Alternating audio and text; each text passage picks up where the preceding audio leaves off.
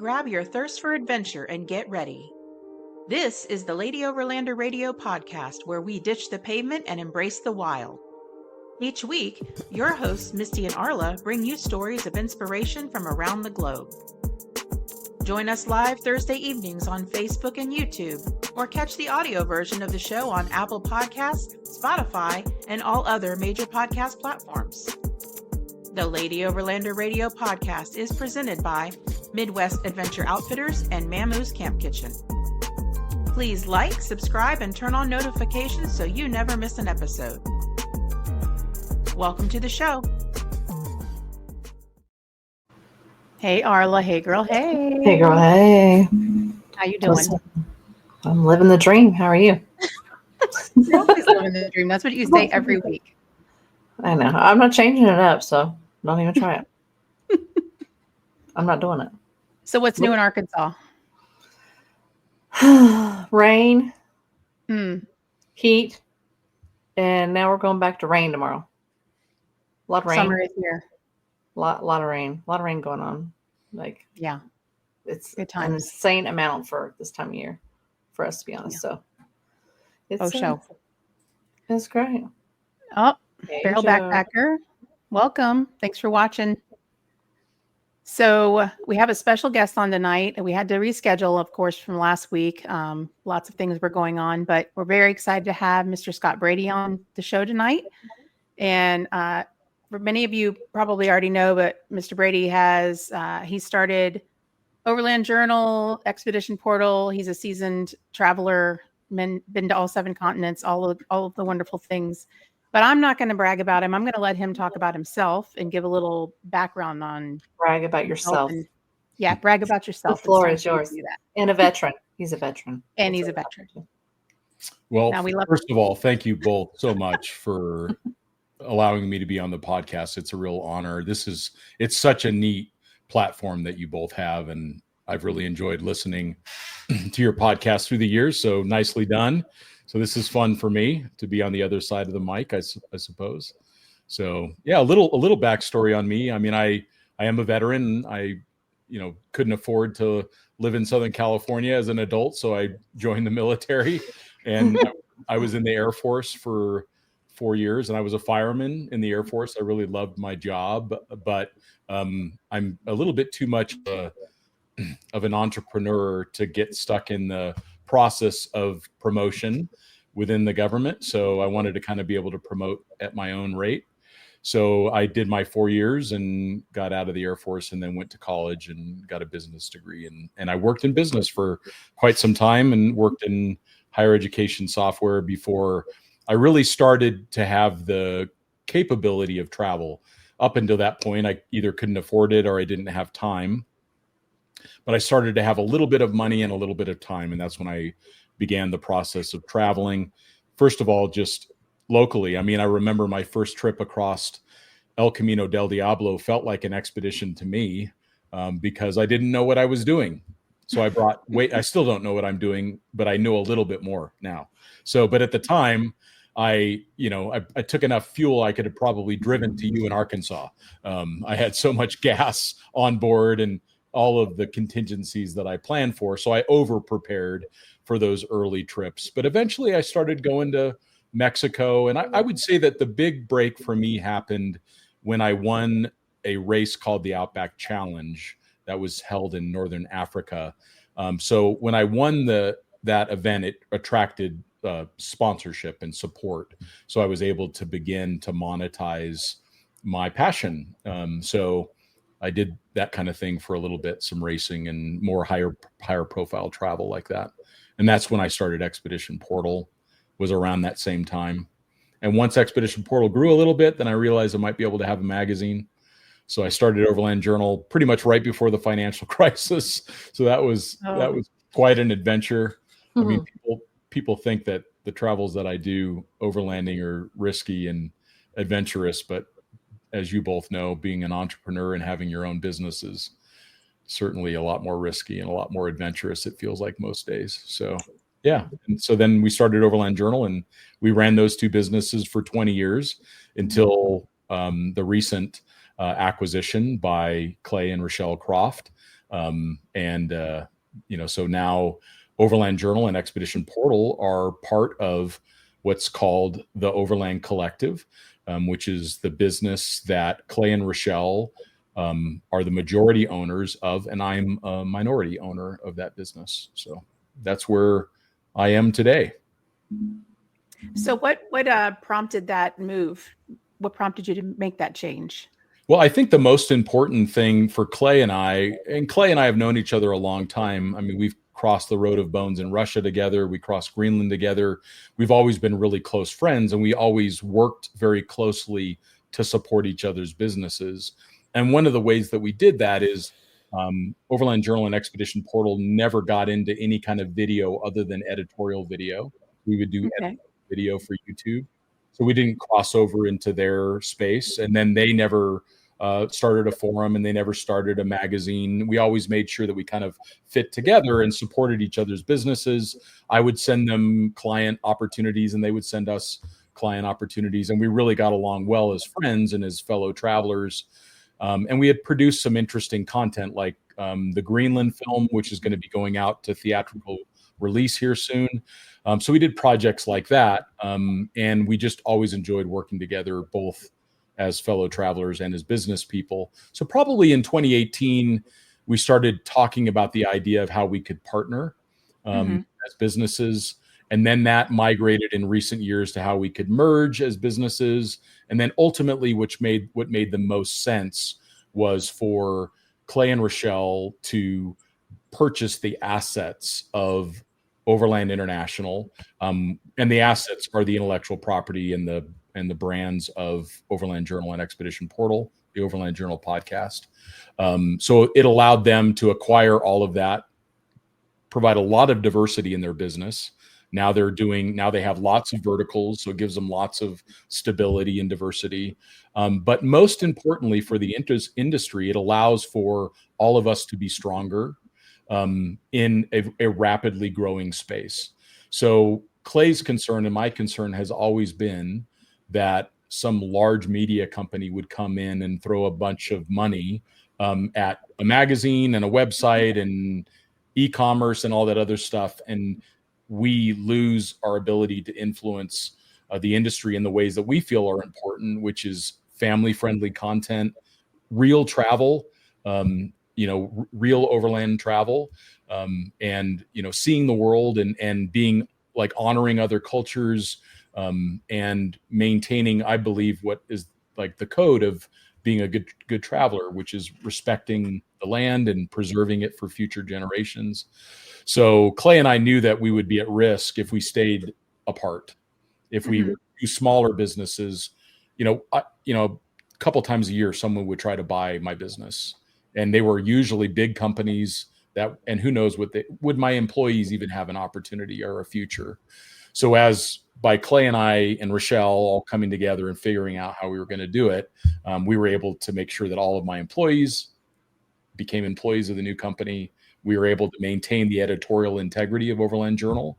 It's one of the things that I've probably sacrificed the most, was to make sure that we never did a single page of advertorial in that magazine in nearly 20 years. So Clay and Rochelle were committed to continuing to allow us to maintain that journalistic integrity in the magazine going forward. So that was a really important thing for me. Obviously it makes for it allows me to retire and all that other stuff, but I'm not going to be out of a job anytime soon. I've still got some stuff to do. I was going to say, I saw that your title is still publisher, so you're still in the weeds, I believe. Yeah, that's right. And I love what I do. And I'm so honored to be working for Rochelle. She's an incredible CEO. She is the leader that this business needs. And I would also submit that she's the leader that this industry needs as we come into this new period of growth and expansion. More now than ever, we need a strong leadership that reinforces the fact that this is about travel. It's not just about big tires and trucks and gear. This is about travel. It's about getting individuals, solo travelers, about getting women out to travel, about getting men out to travel, about getting families out to travel and see the world. And Rochelle is fully committed to that. Our whole organization is fully committed to continuing make that be the priority. So. Absolutely. Arla, do we have a question there in the chat? What was a place you visited where you had high expectations, but it turned out to be disappointing or not what you imagined it would be? I love that question. And I'm trying to think of, I'm this kind of eternal optimist. So I do realize that there are places that maybe didn't quite fit what I thought it would be, or what I had hoped it would be. And I would say Central America was probably that for me, because I was expecting the countries to be more unique from each other, but they were quite similar. Culturally, they were quite similar. Geopolitically, they're very similar. The landscape is very similar. So, and of course, there are very much so differences between Costa Rica and Nicaragua, but I was expecting it to be more like South America, where when you go to Peru, it is a very different experience than when you go to Chile, for example. And it's much less so like that in Central America. I mean, there has definitely been places that, Russia is the most dangerous place I've ever traveled in my life. And it's not because of banditos. It's because everyone on the road is trying to kill you and themselves in the process. So it totally depends on where you're going. Yeah, I like that question. Good question. Yeah, I've been to some Caribbean islands that were a little risky to drive through as well, but yeah. Exactly. Yeah, like you kind of, people are always so worried when they start overlanding, especially internationally, that there's going to be bandits or there's going to be, they're going to have to deal with some terrible bribe or whatever. And certainly there's the possibility of that. I had someone try to carjack me once, but that's in 20 years of travel around the world. So it's very, very rare that those kinds of things happen. But I will say, for the most part, the thing you have to worry about is getting into an accident or falling asleep at the wheel. A lot of overlanders have ended their trip through falling asleep at the wheel, single vehicle accidents, losing control. They build the vehicle too heavy, so then the vehicle doesn't perform properly. And when that kid, just like we would in our hometown, if a kid comes out on a bicycle, you're going to put yourself into the tree or whatever you got to do to make sure you don't hit that child. But the problem that a lot of overlanders have is that their vehicle is above payload. So it's outside of the scope of performance that the engineers worked so hard to ensure. So you have to think about, when I'm building this truck, can I still maneuver and not hit that kid or that moose or whatever else? Can you avoid an accident? And unfortunately, that ends a lot of trips for overlanders. Yeah, and it's funny that you mentioned that, because one of the very first things when my husband and I started overlanding, we're friends with Eric Highland, and we had a lengthy conversation with him about Jeeps and payload capacity, and he gave us a whole spreadsheet, and he said, you guys definitely have to make sure that you're not over your payload, which at times we have been. As you know, traveling with 3 kids, you can't fit everything into 2 vehicles and still not be over payload sometimes. But that was one of the big things that he told us, was make sure that your vehicle is still safe to operate, because your braking system, your gearing, your everything, your axles, everything is engineered for a specific payload max. And unless you're doing a lot of aftermarket upgrades and a lot of additional modifications to a vehicle, you're going to exceed that payload, and it's going to end up being very dangerous. I would agree. Yeah, absolutely. Yeah. So what are some other things you think, like for somebody fresh into overlanding, that you would mention to them? And I don't want to take away from all of the great things that you've shared in your book, but what are some like high level things you could talk about? Yeah, we can talk about as much of it as you'd like. The book it's an open book, so we can talk about as much as you'd like on the podcast. I think the key in my mind is to not focus on the vehicle or the equipment to start off. I think the most important thing to do is to sit down with your fellow travel companions, which is usually someone's family, and talk to them about what they would like to experience. I think that the biggest risk that a lot of families have is that one of the adults in the family, one of the parents, is excited about traveling around the world. And they go all in on that. They're motivated. They buy the vehicle. They're really excited to research all this stuff. And they usually are the ones that are doing the planning and the itinerary, but they never sat down and asked their daughter what she would most enjoy on a trip, or what are the things that frustrate her, or what are the things that bring her joy, or what are the things that make her comfortable. And the same thing for their son. Like, what is he most excited to learn about? And it may be that he's really into animals and he would love to find a way to give back in some of these countries and go support some biologists on the coast and do samples or testing, with turtles, or who knows. But unless you sit down and have those conversations, you don't ever know. So it feels like a lot of families are kind of drug along for the experience, as opposed to being a partner in the adventure or a teammate in the adventure. So that's one of the first steps. And then to make sure that everyone in the vehicle has a driver's license, and even those that maybe are close, are trained on how to operate the vehicle and all of the systems of the vehicle. It's the responsibility of whoever is the one that has the most passion for the overlanding. It's their responsibility to make sure everyone's trained. Because if my leg's broken, whoever's with me has got to be able to operate the truck, right, and get us back out to safety. So unfortunately, I think a lot of people start off with, I want to get this cool car, or I want to put all this cool gadgets on the vehicle. And here's the reality. You can drive around the world in a bone stock 200 series Land Cruiser and never modify it. Maybe put a good set of tires on it. So you can just take the car completely out of the equation when it comes to the practical considerations for overland travel. People have driven around the world in Subarus, and they've driven down to the end of Ushuaia in Honda Elements, so it can absolutely, the number of times that I've been humbled by a local in a Toyota Corolla, while I'm in a G-Wagon, low range diff locks, and then here they come, and everybody gets out and they push, and they know the road. And so I think it's easy to get caught up in the vehicle, but it's not the point of overlanding. The point of overlanding is adventure travel by car. So go have the adventure first. But yeah, have those conversations with the people you're traveling with. Get training, make sure everybody knows how to operate the vehicle, get some medical training, get some training on navigation, go to an Overland Expo or go to the big thing that's coming up and get training on how to do border crossings and all that other stuff.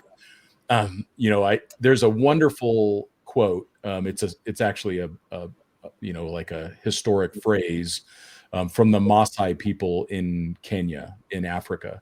And what they say is that the traveler carries their experience on their back. The more experience you have, the less stuff you have to have with you. Absolutely. So I remember back, like we talked about in the beginning, me doing El Camino del Diablo, I had no experience. I had no training. I thought I knew a lot, but I didn't. So as a result, I carried all of that stuff on my back. I had all that gear. I had a trailer I was towing behind it. The roof rack was full. I was way over payload. So yeah, start off with those things, I think.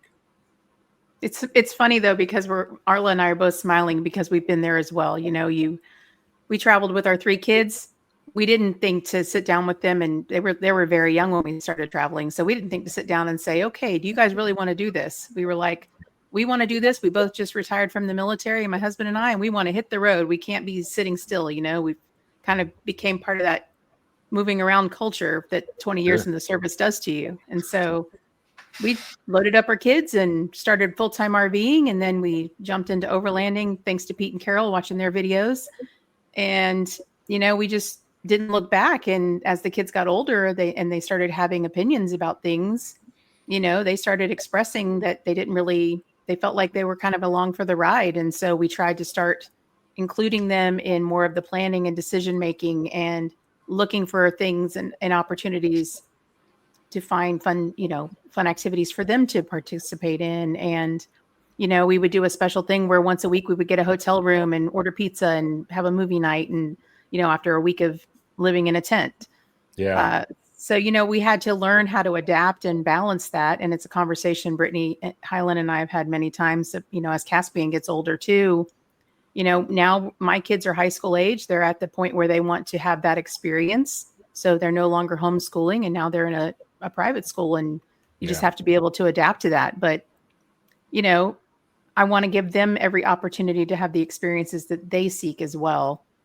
And I think that you're right. Sometimes when you jump in the car as a family and you start hitting the road, you don't really think about those things to the extent that you should.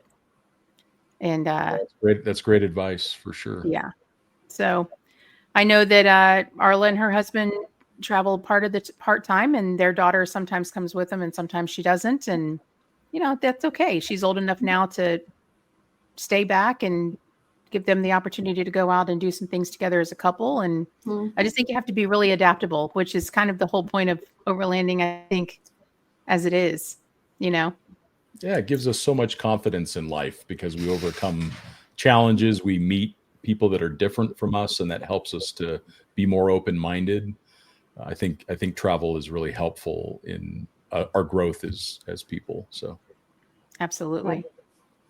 And so, another thing you were talking about was the fact that people get very nervous about traveling to other countries and very intimidated. They're afraid it's going to be dangerous or, risky, border crossings, all of those things. But a point that we brought up on the show before was if you're over in Europe, let's say, and you're watching the news about the United States, I mean, people are terrified to come to the United States. And we, I'm sure that the three of us consider the United States pretty safe. Mm-hmm. So I think it is definitely all about perspective. And I think that the one thing that travel, especially travel internationally, gives you is a more diverse and bigger perspective on things. Yeah. So you can see that, it's not any more dangerous in many other places than it is here. Would you agree with that? Or would you say that? I do agree. In fact, it's usually safer. I think that you want to start off by going to the State Department website, and you want to think hard about going to a country that they say do not travel to. Mm-hmm. And they have a couple different levels. It'll be very in red, big banner, do not travel. Then there'll be a lot of countries that'll be in yellow, which means that there's some caution. And what that means is these are highly regional conflicts. So like when I recently traveled through Ethiopia, which was still at civil war when I was there, you just don't go to the places where they're killing each other. Right. And for the most part, it's just fine. It doesn't mean that you can't have an issue. And it was a risk that I was willing to take. And the same thing applies for Kenya. If you're on a safari in Kenya, you're going to not have any issues. It's going to be extremely safe. You're very remote. But if you travel into some regions of Kenya, they do have either robberies or they do have some terrorist activity. So you have to be mindful of where you're traveling. You have to just come into that informed. And I do work very closely with the State Department on those things. So, for example, a traveler can go onto the State Department website and they can register with what's called the STEP program, STEP, and that allows the traveler to then be interacting with those local consulates and embassies, advising them of their travel plans. And I think that that's a really good idea for someone who's traveling remote. I think that that's really key. So, sorry about that. I think that that's really key to work with the State Department, advise them where you're going to be going so they know. Then they can let you know something's flaring up. Here's an FYI. So I think that that's one way to do that. It's also good to I like to walk people down what I call the fear trail. So let's say someone's concern is getting robbed in this area that they're going to go to. Do the research and find out how many tourists have been robbed in that country. And you'll be surprised that statistically, it's more dangerous than driving your car, or less dangerous than driving your car. So you'll find out that in a lot of these places, by actually going down the process and researching, okay, I feel afraid about this, which is valid. Everybody is allowed to feel whatever they're feeling. So if you're feeling afraid about a place in the world, do some research on that. Talk to other travelers who have been there. Don't talk to your mom and dad about it unless they've been there recently. Because of course a mom and the dad they're going to tell you what they saw on the news last night, and they're going to tell you that, like, what are you thinking? That's crazy. But if you talk to, like Brittany Highland's a great example. Get a hold of Brittany and ask her how it was in Ecuador, and she's going to tell you what they experienced. And so you'll have that like recent on the ground intel that you can use to make an informed decision. So go down that process of saying, this is how I feel. These are the statistics around it or the realities around it. And then what's the worst case that's going to happen? So like border crossings are very anxiety producing for overlanders that travel internationally. But what's the worst thing that's going to happen? You're going to be stuck there a couple days and you're going to have to figure stuff out. And you're going to have to make some phone calls, or maybe you got to go back to the other town and get some copies, or you got to, talk to the right person in charge, but it always gets worked out. Like I was detained at the Djibouti border, like at the start of Ramadan, and this place was flooded with travelers from Mogadishu. So like it felt dangerous to me. I was stuck there for 4 days. And it's like, I at some point I had to have a conversation with myself of like, this is going to get sorted out. It may not be sorted out exactly how you want, but you're going to be okay. You're how I impressioned myself to like say this is how I want it to go, isn't how it went. So I wasn't through the border in 15 minutes. It took me 3 days, almost 4. So, and now I have a great story. So.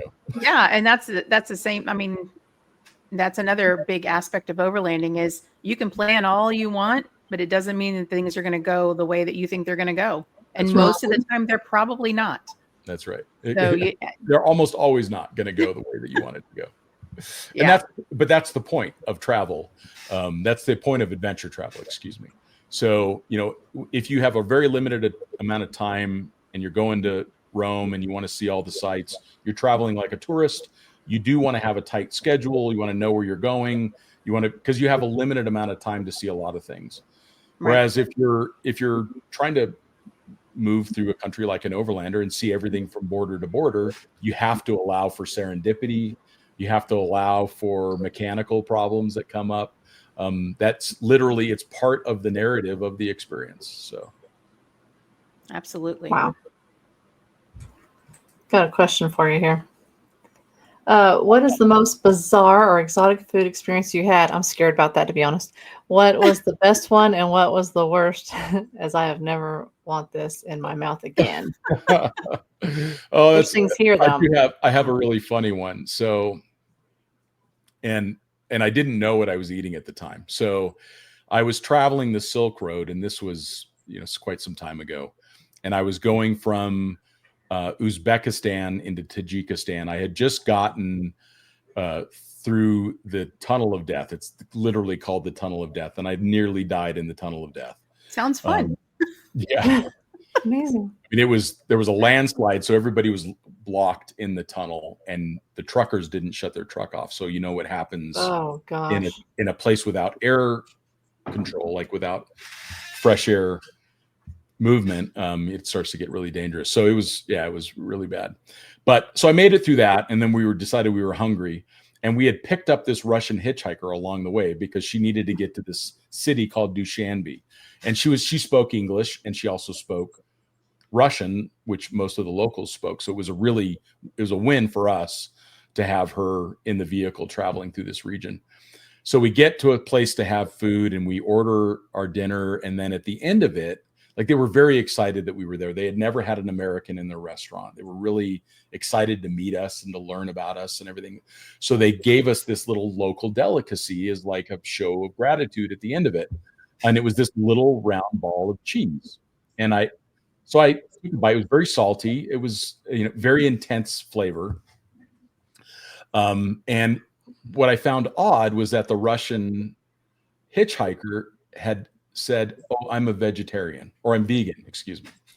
So, and which I was like, I think I've seen her eat like meat, stuff like that. I've never met a Russian that was a vegan. That was your first red flag. I'm good. I got about halfway through this cheese ball, and then when we leave, I'm like, "What's the deal with the cheese?" And she's like, "It's the local armpit cheese." And I'm like, "No," and I'm like, She didn't have a sense of humor. I mean, she was very kind, but she didn't have a sense of humor. So I'm like, she's not just punking me right now. This is something. And I said, okay, so tell me the deal about the armpit cheese. She says, well, we're at such a high elevation and it's so dry that they can't culture cheese. So they start, like, as a starter for the cheese, they put the milk, the curds, in cheesecloth, and the host of the house, she keeps it under her armpit to keep it moist. Oh, God. No, thank you. There's the worst one. I've had lots of great food around the world. I mean, just wonderful meals. Every country has its delicacy that's truly special, except for the armpit cheese. So yeah, I feel like I'm a vegan now. She was smart. She was very smart. So she knew. Yeah. But we couldn't all become vegans because I had obviously ordered something with meat in or something. But she was very clever. So that's funny. Yeah. Wow. So let's talk a little bit. Let's dig into a little bit more about your book. So what is the book called, first of all? Okay. Yeah, it's called Overlanding 101 for those that are watching it on the video. Here's the cover. So that photo is taken somewhere in Tanzania near Arusha National Park. And the goal for this book was to provide kind of a manual for getting started with overlanding, with a heavy emphasis on the travel experience and encouraging people to travel more so than vehicle modifications. It's not a vehicle modification heavy volume, although there are absolutely subjects in there that cover modifications. But the main goal is, like we talked about, having those conversations with your family, kind of the ABCs, or like the basic things that you need. So when we start to travel, we need to be able to navigate, to be able to handle emergencies, which means that we need to be able to have a medical kit with us. We need to have some basic medical training. We need to be able to handle emergencies when we're remote, and we need to have some form of communication. So if that emergency, and you remember from the military, when I was in the military, we talked a lot about the cascade of events. So we're trying to mitigate the chance that something degrades quickly into something that becomes emergent. We want to catch it earlier on in that process. So one of the things that we can do is have good communication. So if we've got a way of not getting lost, that's going to help us reduce that chance of having an emergency or that cascade of events. So navigation is first, and then we want to make sure that we have a way to deal with emergencies. And then the last thing is we want to have a way to communicate, not only with our families back home, that can help people feel less anxious, but also if we have an emergency, we have a way to call and get help. And a lot of times it's something very simple, like you run out of gas. Like you don't need a tow truck. You just need your buddy to go get a 5-gallon can and go drive back in there and meet you and fill up the tank. Or maybe you've had 2 flats and you're not able to repair the tire or the tires, and someone just needs to bring you a spare tire. So it's really important to have an effective way of communicating. Something like as simple as an inReach works. Now that you can get Starlink as the Starlink Mini, that's probably the best way for people to go nowadays, because then you could actually FaceTime your buddy who's a mechanic and say, like, oh, my engine's doing this, and they can see it and maybe suggest ways to repair it to help you through that process. So those are the most simple elements of it. After that, when you go out on your first trip, just take what you've got with you. Take what you've got in your garage. Don't go out and buy a bunch of new stuff. You don't need to go onto a website and spend a couple grand. Or borrow it from some friends. Like borrow gear from a friend that does travel like that, or go rent it. REI has rental programs. Go rent a tent and a couple sleeping bags and see how you like it. Maybe you find that, oh, I don't really like being in a tent. I'd rather sleep inside the car. And then maybe you try that next time. So do these little local trips where you're just testing to see what works, but you can easily drive back home if the stove stops working, or you ruin the meal or whatever. You can go back home, reassess, and go back out again. So starting really simple and not spending a bunch of money on the gear is, I think, the key to it. So sounds like you've been to our Overlanding for Beginners class. A lot of this sounds very familiar. Yeah, that's the same thing we tell ladies. Yeah, great advice. Yeah, absolutely. And that's actually something that I really admire about women overlanders, is that they tend to not overdo the gear. They tend to focus on the travel, which is the whole point of it. And it took me forever to figure that out, to where I stopped being so obsessed about the look of the truck and all of the gadgets that I had on it, and really start to focus on the travel. Yeah. And I know that I've seen on social media and heard on different podcasts and stuff at different times that you've probably received quite a bit of flack in the past about defining overlanding compared to just going out for the weekend and camping. And people get very spun up about that conversation. Why, I don't know. But, what's that? I think it's fair for people to have opinions on that, for sure. Yeah. And I think that, my opinion about overlanding versus off-roading and camping is that overlanding to me is about the journey itself. It's about the experiences that you have. It's about seeing different cultures or different areas that you may not have ever experienced before, even if it's in your own country, compared to going on a difficult trail and then camping.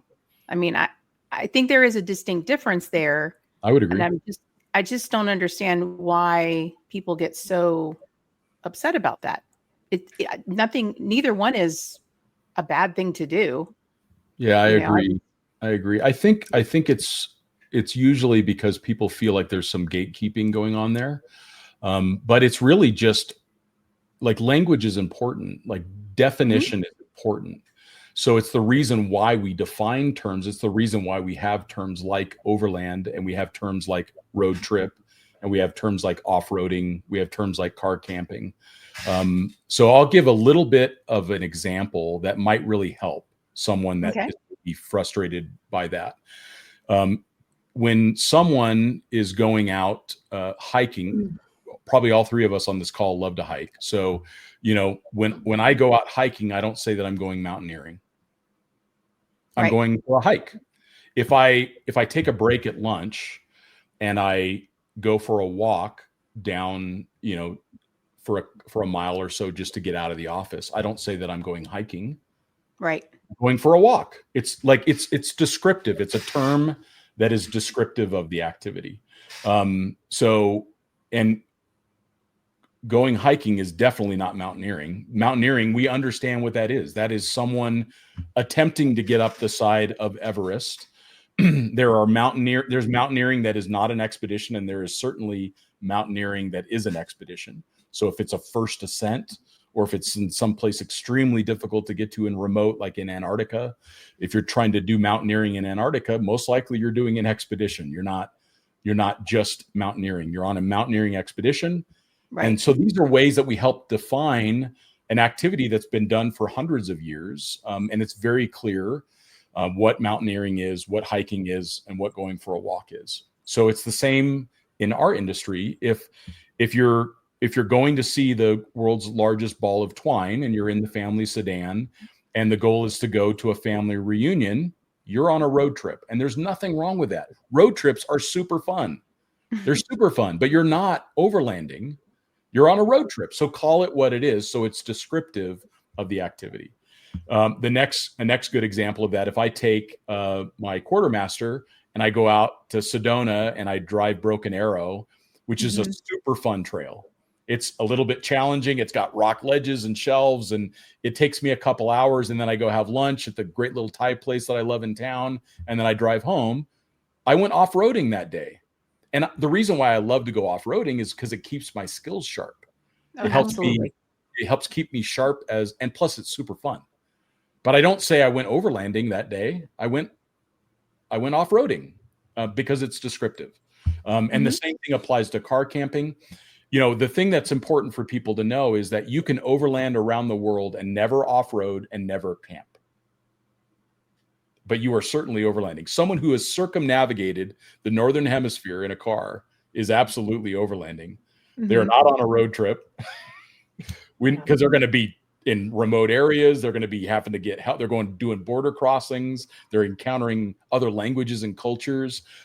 So I think the definition is important. And where we've been a little bit more careful in recent years There are some more traditional definitions of overlanding that start to talk about duration and time, where you need to be out for a month to be overlanding. And I think that that's probably not helpful to anyone.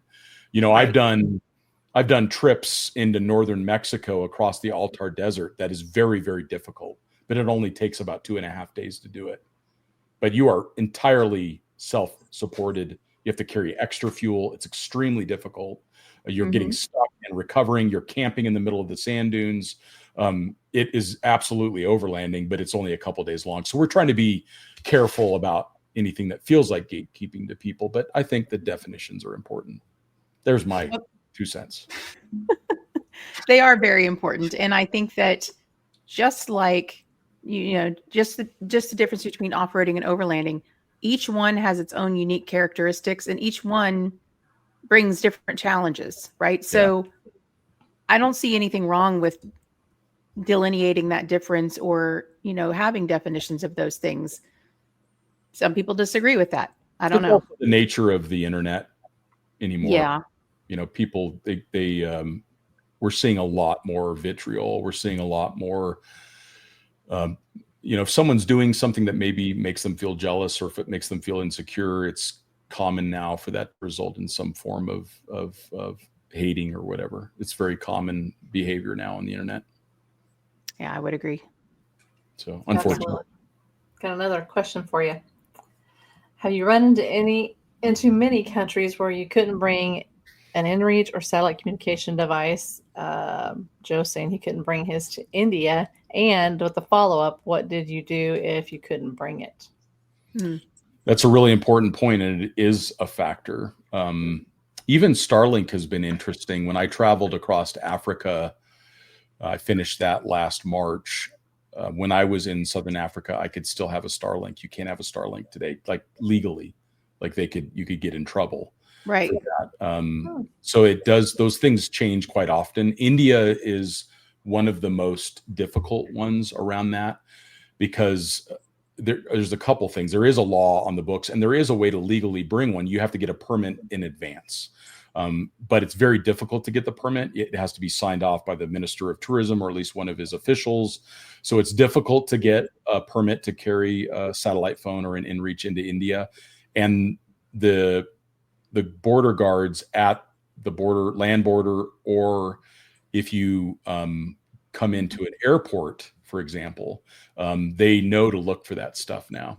And they also know that they can charge a heavy fee to let you go. So once they realize that there's a way to extract a heavy fee from tourists, then it becomes a problem. But even Ethiopia, you're not allowed to bring anything into Ethiopia, but I did bring in an inReach. So I chose to do that. But I didn't bring the Starlink. I didn't bring a sat phone. So what would you do in that situation if you were not able to bring a satellite communication device? Would you just pay for an international phone plan, or what do you recommend for people? That's the best way to do it. That's the best way to do it, is an international phone plan. And then a lot of times you can rent satellite phones within the country. So that's another option that people can do, or there can be a local that has an inReach that may let you borrow that. But fortunately, in the developing world, a lot of times they just didn't even build out the phone infrastructure. They just built out the cellular infrastructure. So it's fairly common to be able to get cellular coverage in most parts of the world. That's not true everywhere, of course, but it's pretty easy to get cell coverage nowadays. So have you ever found yourself in a country where you got into a situation where you said, you know what, this is not worth it. Like, why am I doing this? Why do I continue to put myself in these kind of situations? Or have you? Yeah. Or have you?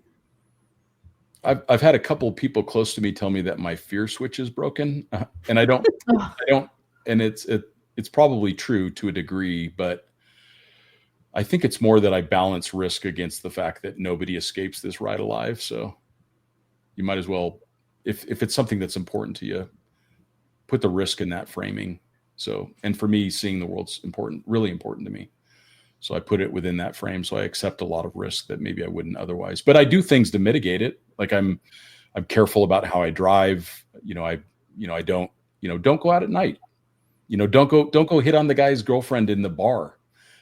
Like that's not a good idea. Don't do stupid stuff. Don't buy drugs in Mexico.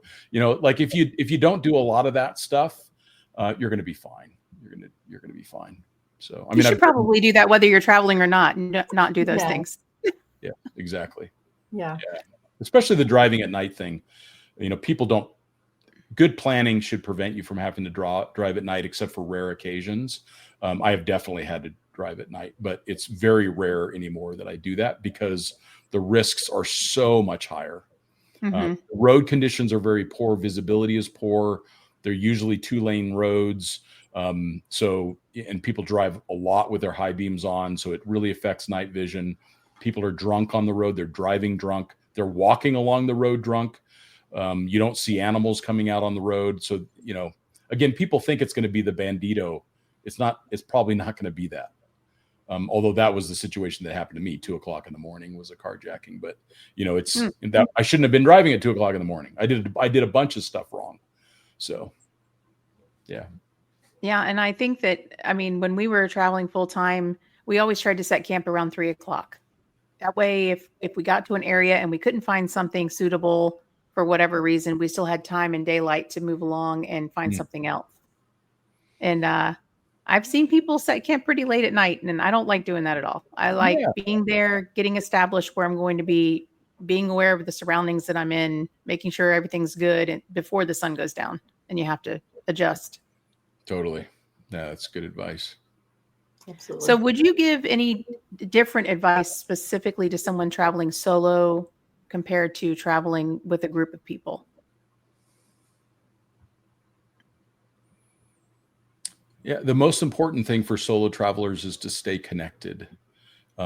So anytime that I have traveled solo and not stayed connected, like not actively reached out to other people, it's a lot more difficult. And I've had some fairly significant life changes occur from travel solo. So or solo travel, it's transformative because you get to spend a lot of time in your own head, and then you start to realize the things in your life that need to change because you're your only company, and you start to realize like, oh, I'm not okay with that part of my life and I need to change it. So I have found solo travel to be really important in that regard. So allow those things to happen. When you decide to go travel solo, or realize that it's going to change you, maybe in ways that you don't expect, probably significantly. And it may disconnect you because of that from the people that you're closest with. So people, when they travel solo, they have these significant revelations about life, or they see the world differently.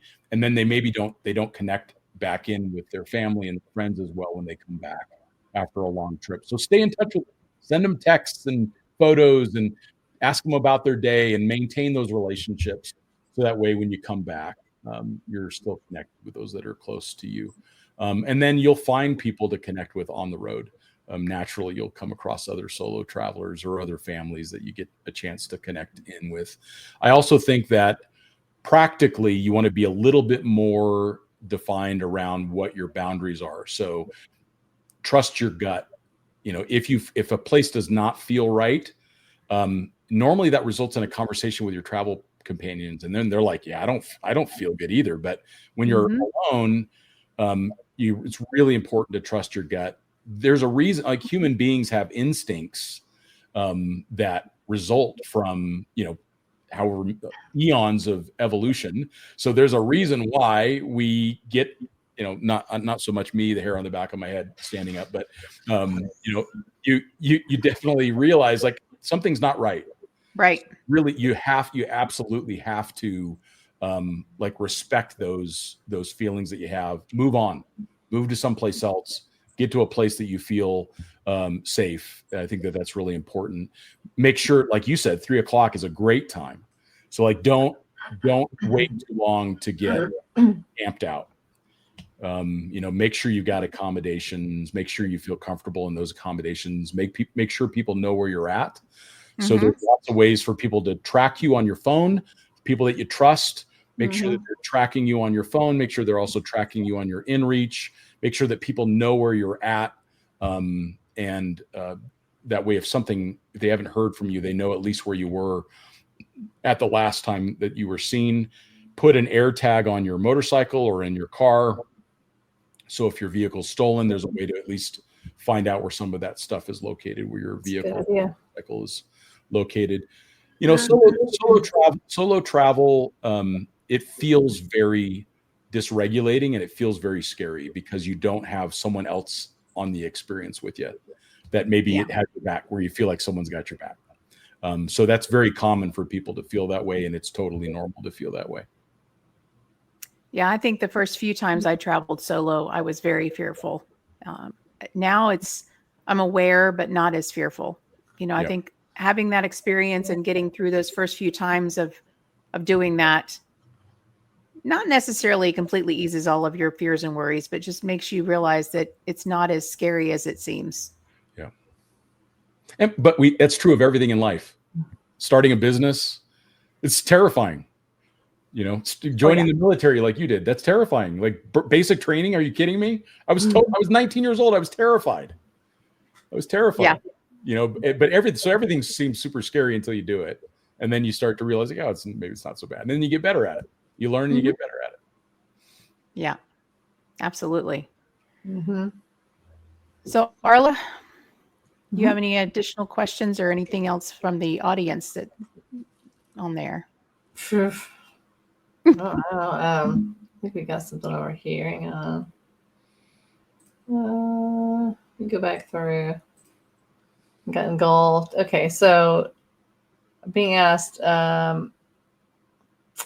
curious how now that new cell phones have satellite capability, backpacking the Florida Trail. You ran into a guy doing some beta testing for satellite texting. And he's wondering how countries are going to adapt to that. Oh, that's such a fun question, because I've just recently connected in with T-Mobile and some of the other carriers to do some research on that for testing. How those countries control that is that it's just simply not available. So if you go to India with your iPhone, it won't. It's geo-fenced in that country, and that capability does not work. That's how Apple handles it with the iPhone. I assume that the Android does the same thing. Currently, there are countries in Europe where that works. There are most of Australia where that works, and now most of the United States where that works. Some parts of Canada as well. It gets a little sketchy in the higher latitude. There's not enough coverage yet, but that's all expanding. I mean, it's going to be a moment in time before you can buy a T-Mobile phone and you're going to have Starlink internet anywhere in the world on your phone, on your device, which is insane. That is crazy. Yeah. I did just recently get the Starlink Mini and installed it on my rig, and that has been a major game changer. I'm loving it. So it really helps to do. Again, those boundaries are important. Like, remember that you're trying to have an experience and shut the stuff off. But also, like in your case and in my case, like we're trying to work from the road too. Like I still have a job, and I need to be able to get things done. And so being able to stop for a couple hours and catch up on emails is really healthy. So I feel like it gives me more freedom. Actually, I don't really feel like it prohibits me from having that freedom, you know, as long as, like you said, you have those boundaries, but gives me more ability and capability of moving around. So I like it. Yeah, it's pretty powerful tool now, for sure. So my last question for you is, if you could go back in time to when you were 18, 21 years old, right? And you could give yourself one piece of advice after all of the places you've been and all of the things you've seen, what would that piece of advice be? If you want, I can, it's actually the last thing I included in the book. It's similar to that. It's kind of my lessons that I've learned the hard way. So this would be what I would send to myself, at least when it comes to overlanding. So it's called A Few Final Thoughts. So the first thing on the list is to slow down, and then slow down some more.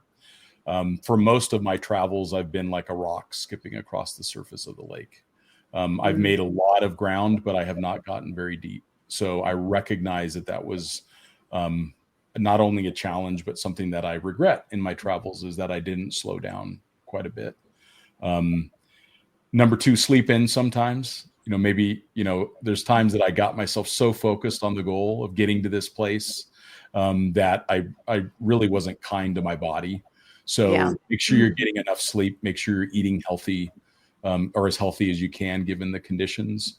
Number 3, send postcards to your family. So just take the time to reach out to your family. It doesn't have to be a postcard. It can be a text or a phone call, but share your experience with your family. So that way, when you come back and you've really changed, that your family at least understands part of what you experienced. Number 4, stay connected to your family and friends back home, which we just talked about. Number 5, be humble on social media when you share your experiences. There's a couple things around that. Be really careful about geo-tagging where you're at. There's a lot of impact that can come from social media, especially folks of influence, people that have a large audience. Be careful being specific of where you're at, so places don't get loved to death. And also, it's really easy to be like, oh, this is my office today. And it makes it difficult for people to relate. So tell people how you're feeling. Tell people when you had a bad day, when you got stuck, or when you had a flat tire and you didn't have the right tools or whatever. So I think that humility is really important on social media. Make sure that you are in the photos too.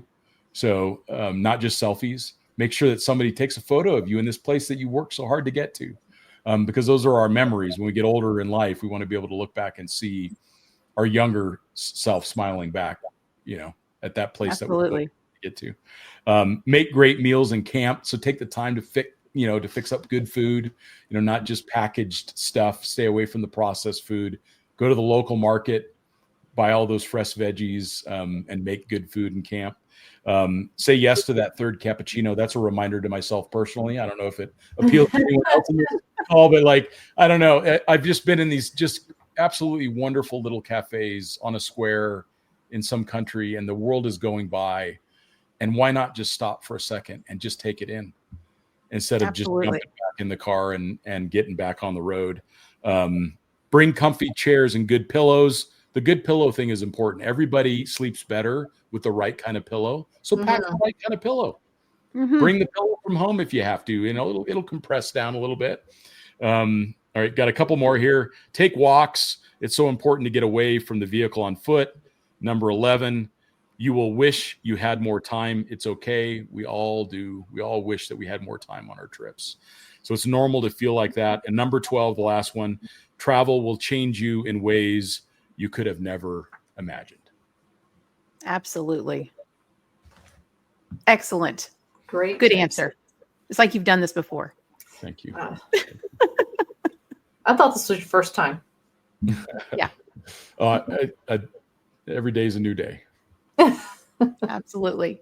So if people want to purchase your book or find out more information about you and your stories and your travels, where can they find you on social media and such? The book is available on Amazon. It's available even internationally. So if you've got people international that are, just hop onto a local book, go to your local bookstore, go to Barnes & Noble that's on the shelf there, so they can find the book in those spaces. And then on social media, I'm mostly on Instagram, but that's scott.a.brady.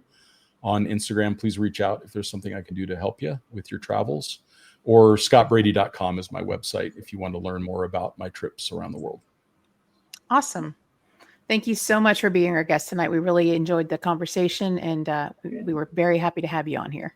It is an absolute honor for me to be on this podcast. You guys are doing such great work, and it's so important that we have your voice in the industry. So if we can ever support in any way, please let us know.